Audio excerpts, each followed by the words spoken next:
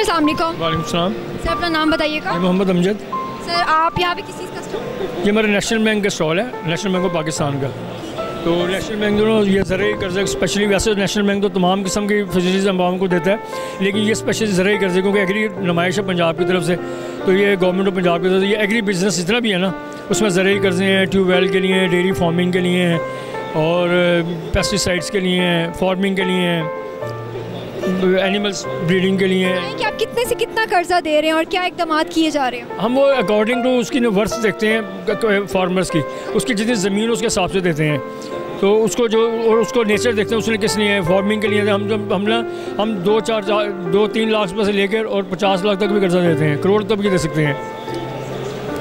और आप बस देखते हैं कि कितने एकड़ ज़मीन है? जी, जितने मिनिमम 10 एकड़ दो, लेकिन उससे भी अगर उसकी बर्थ है उसको ट्यूबवेल के लिए, ट्रैक्टर के लिए चाहिए, अब डिपेंड करता है उसकी रिक्वायरमेंट क्या है, तो उसके लिए हम उसको ज़रे उसको कर्जा देते हैं। सर मुझे ये बताएं कि जिस तरह अगर आजकल मौसमी हालात बदलते जा रहे हैं, अगर उन्होंने फसल लगाई, कर्जा ले लिया आपसे और उसके बाद कोई ऐसी तबाही हो गई, तो उस सिलसिले में क्या होता है कि किसान की अगर फसल बिकी ही नहीं, तबाह बर्बाद होगी, तो उसके लिए आप लोगों की तरफ से कोई मतलब कोई सहूलत है, कोई ऐसा है नरमी का इक़दाम? हाँ, वो हम उसको बाद में ना उसको डिपेंड करता है कि अगर कोई ऐसा मामला हो, तो होता नहीं नेशनल कैलेमिटी के लिए वो हम मशन क्वेश्चन रख लेते हैं, लेकिन उसके बाद अगर कोई मामला ऐसा हो तो किसान को हम लोग डेफर्ड पेमेंट्स कर देते हैं, उसको सहूलत दे देंगे अपनी किस्तों में ये कर ले। एकदम फंस को उसने 10 लाख लिया है तो हम उसको कहेंगे कुछ 6 महीने साल का हम उसको क्वेश्चन दे देते हैं, तो मार्जिन आप दे देते हैं? मार्जिन दे देते हैं, तो अगर नेक्स्ट उसकी फसल हो तो उसमें किसान कवर कर लेता है।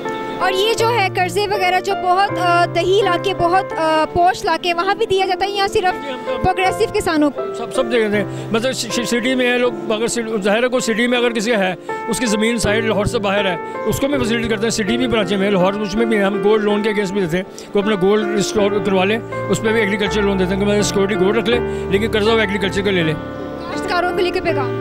काश तो ये कि करें, गवर्नमेंट का भी ट्यून ये है, स्टेट बैंक का भी है कि हमारे प्राइम मिनिस्टर के भी है कि ज़्यादा से ज़्यादा आप फार्मिंग की तरफ आएँ, क्योंकि हमारा मुल्क 70-80% इसी पे चलना है, हमारा ज़रिए मुल्क है।